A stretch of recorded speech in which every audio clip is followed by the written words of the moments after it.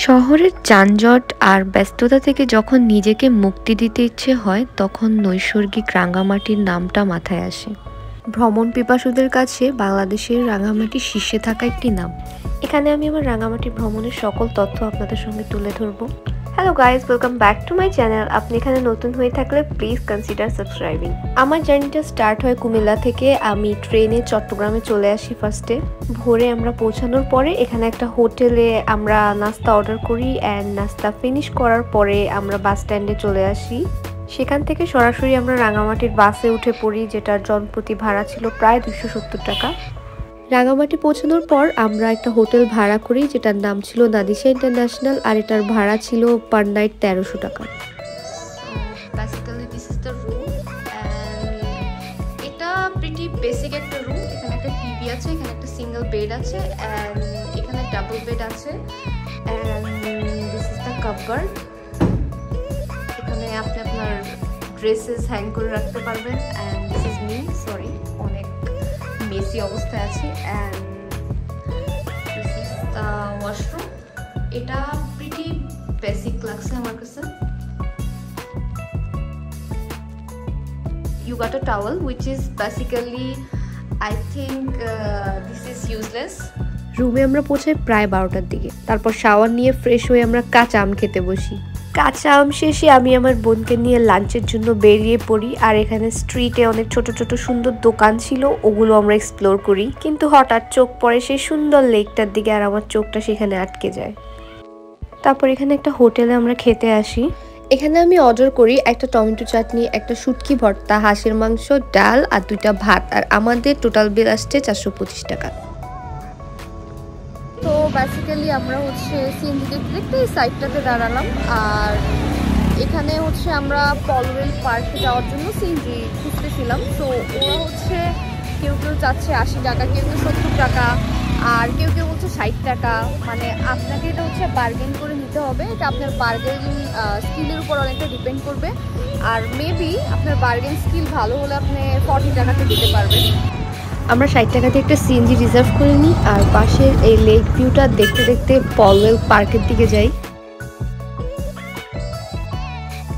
এটা এখানকার main entrance. এখান থেকে 40 টাকা জনপ্রতি টিকিট কিনে পার্কের ভিতর প্রবেশ করতে হয়।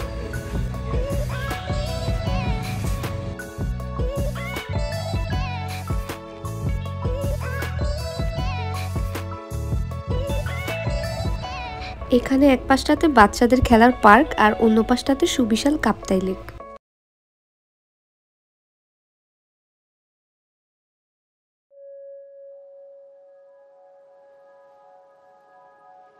এখানে খুব সুন্দর করে গ্রাম বাংলার সংস্কৃতিকে তুলে ধরা হয়েছে।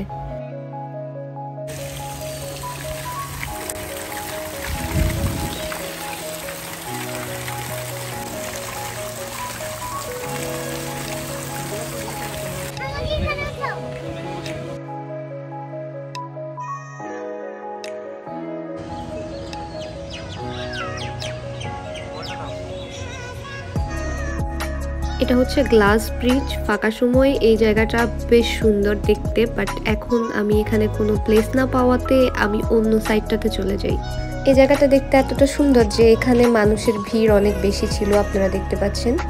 এরপর আমরা চলে যাই রাঙামাটির ঝুলন্ত ব্রিজে। এটা মেইন ঝুলন্ত ব্রিজ না, এটা ছোট ঝুলন্ত ব্রিজ। এই প্লেসটা না অনেক বেশি সুন্দর, নিজের চোখে না দেখলে বিশ্বাস করা যায় না। তো যদি আপনার বিশ্বাস করতে হয় তাহলে অবশ্যই এই প্লেসটা আপনার ভিজিট করতে হবে।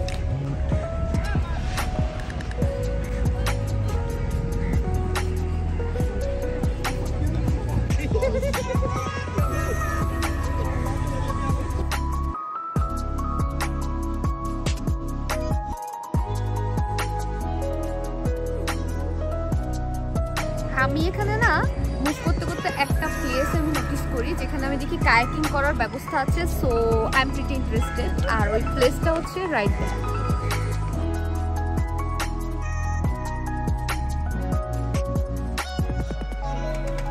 কিছুটা সময় এই দোকানের জিনিসপত্র দেখার পর পাশে আমার লাভ ব্লক পয়েন্টের দিকে চোখ পড়ে। ওই প্লেসটার একটা হিস্টোরি আছে, যেটা আমি একটা ইউটিউব ভিডিওর মাধ্যমে জানতে পারি।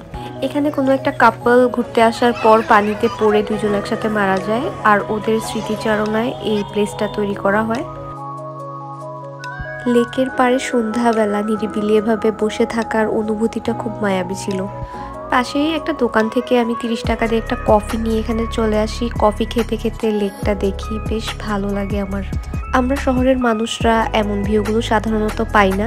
এই ফিলগুলো আমাদের কাছে আসলে অসাধারণ। এদিকে প্রায় রাত 9টা 9:30 পর্যন্ত আমি বসে সময় কাটাই, চাঁদ দেখি, গান শুনি। আর রাতের বেলা পলওয়েল ব্রিজটা পুরোপুরি ফাঁকা ছিল, তখন আমি কিছুটা শ্যুট করি। সেখান থেকে বের হয়ে আমি 30 টাকা দিয়ে স্ট্রিট পাস্তা ট্রাই করি এখানে। তারপর ডিনারের জন্য সেখানে আমি ভাত, ডাল, গরুর মাংস, চাপিলা মাছ ভাজি, শুটকির ভর্তা অর্ডার করি। Hello and welcome to my day 2। প্রথমে ব্রেকফাস্টের জন্য আমি এখান থেকে পাহাড়ি কলা আর ব্রেড কিনি। পরে সেটা আমার কাছে এনাফ মনে না হওয়াতে আমি ডিম খিচুড়ি খাই আর সাথে গরম গরম চা। ব্রেকফাস্ট শেষে রুমে কিছুক্ষণ বিশ্রামের পর আমরা সেদিনের মতো বেরিয়ে পড়ি আমাদের গন্তব্যে। আমরা একটা বোট ভাড়া করব সারাদিন ঘোরার জন্য, আর সেই জন্য প্রথমে আমাদের যেতে হবে রিজার্ভ বাজার। এখানে ছোট বড় সব ধরনেরই ট্রলার ভাড়া করার জন্য পাওয়া যায়। আপনার গ্রুপে মানুষ বেশি হলে সেক্ষেত্রে আপনি বড় ট্রলার ভাড়া করতে পারেন, আর মানুষ কম থাকলে ছোট ট্রলার নিতে পারেন। তো এখান থেকে আমরা আমাদের বোটটা নিয়ে নিব। আর আপনি যদি গ্রুপে বেশি লোকজন থাকেন তাহলে এখানে আপনার প্রাইসটা অ্যাফোর্ডেবল পড়বে, আর না হয় আপনি যদি 2-3 জন থাকেন তারপরও আপনার পুরো বোটটা রিজার্ভ করতে হবে। আর যখন সিজন থাকে তখন অনেক পার্সন এমনি থাকে, আপনাদের তাদের সাথে কথা বলে আপনি ফিক্স করে আপনি যেতে পারেন। আমরা একটা ছোট ট্রলার ভাড়া করে নিই, আর সারাদিনের জন্য 2000 টাকা পে করতে হবে আমাদের। আর ওরা আমাদেরকে কয়েকটা স্পট ঘুরে দেখাবে। ওয়েদার খারাপের কারণে আমার মুডটাও এখানে বেশ খারাপ। এখানে কয়েক প্যাকেট চিপস, ফান্টা আর ঠান্ডা পানি আমি সাথে নিয়ে নিই, কারণ সারাদিন আর এই সুযোগটা পাবো না, বিকজ পানিপথে আমরা থাকবো, সেখানে আমরা দোকান খুঁজে নাও পেতে পারি।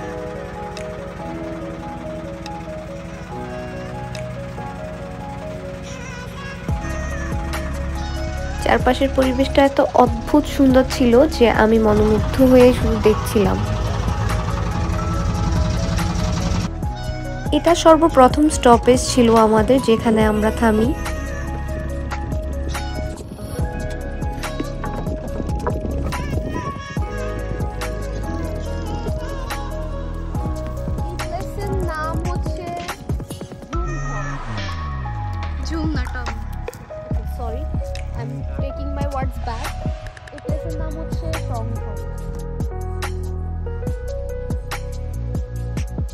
প্রথমে ছোটখাটো একটা পাহাড়ের মতো বেয়ে উপরে উঠতে হয়। উপরে আসলে দেখা যায় এটা ছোট্ট একটা দ্বীপের মতন জায়গা।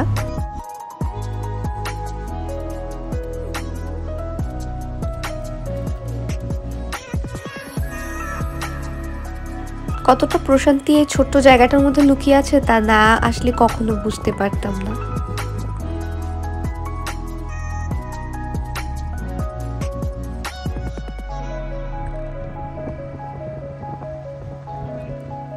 এখানে বসে থাকতে আমার এতটাই শান্তি লাগছিল যে প্রায় 40-45 মিনিট এখানে বসে কাটিয়ে দিই আমরা। আর এইখানে আমার পিছনে এত সুন্দর নীল পানি দেখা যাচ্ছে, এই পানিটা আমি এডিট করিনি, এটা ন্যাচারালি এতটা বেশি সুন্দর।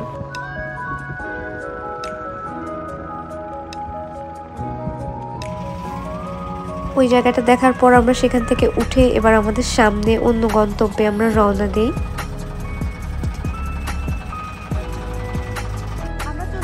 চাংপাং রেস্টুরেন্ট।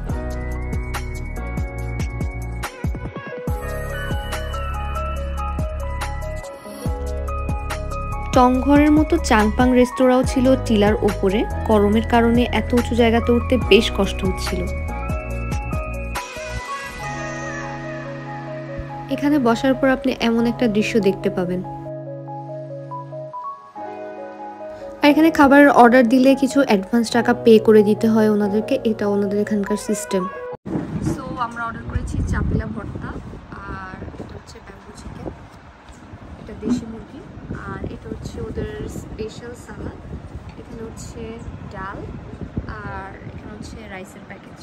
তো আমরা এখন দেশি মুরগির যে ব্যাম্বু চিকেনটা আছে ওইটা আমরা ট্রাই করব। সো ব্যাম্বু চিকেনটা not up to the mark, but এই ভিউর সাথে খারাপ লাগছে না। আর আমাদের খাবারের টোটাল বিল আসে 900 টাকা। ব্যাম্বো চিকেনটা আমি আশা করেছিলাম ভালো হবে, আর আমি 550 টাকা দিয়ে দেশি চিকেনটা অর্ডার করি, কিন্তু খাবারটা আসার পর দেখতে পেলাম কিছুটা চিকেন ব্রয়লার মুরগি ছিল আর কিছু অংশ ছিল দেশি মুরগির, আর মাংসটা আমার কাছে ফ্রেশ লাগেনি, so I am quite disappointed.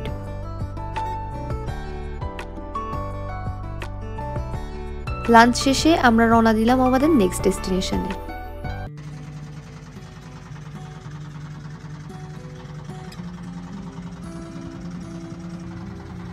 Next আমাদের ডেস্টিনেশন ছিল শুভলং ঝর্ণা।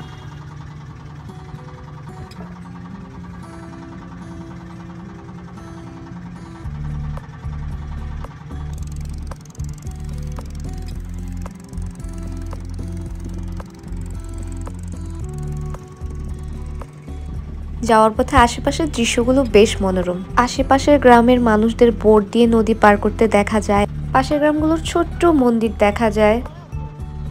আর এই পার্টিকুলার সাইডটা আমার কাছে থাইল্যান্ডের ক্রাবির মতো মনে হয়েছে, বেশ সুন্দর। আপনি যদি রিলেট করতে পারেন প্লিজ কমেন্ট ডাউন বিলো। আর এদিকে ছোট্ট কিউট বানরগুলো দেখে আমি অনেক এক্সাইটেড হয়ে গেছিলাম।